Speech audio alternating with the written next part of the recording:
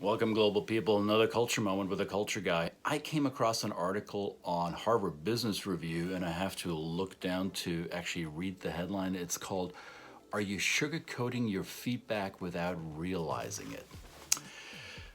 Which brings up an interesting question because a lot of our clients, multinationals that work across political, country, national, and mainly cultural borders, come to find out that giving feedback or responding to employee behavior is significantly different in markets outside of their native world.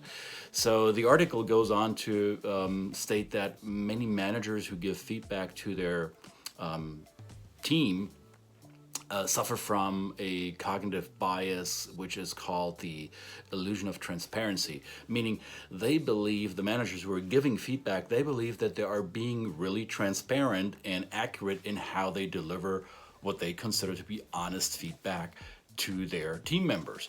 However, the recipients of the feedback don't always feel that way. They feel like maybe it could have been a little more precise, a little bit more specific, and maybe a bit more direct. And the article goes on to claim that a lot of, according to surveys and studies that have been done recently, people in the workplace would want their superiors to be a little more direct and give them a more accurate feedback instead of sugarcoating it too much.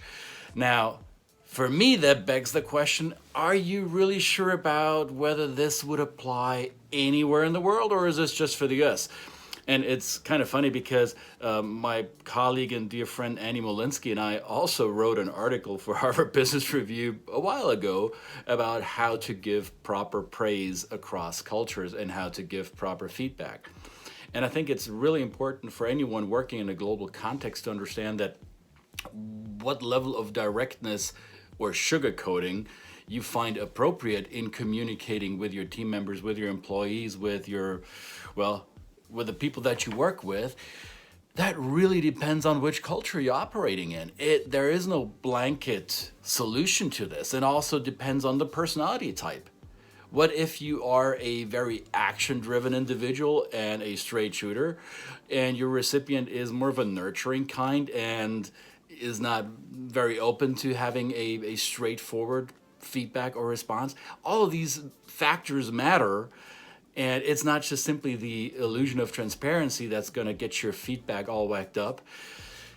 You got to consider culture, you got to consider personality. Otherwise, your academic solutions may fool you. So get trained, get coached.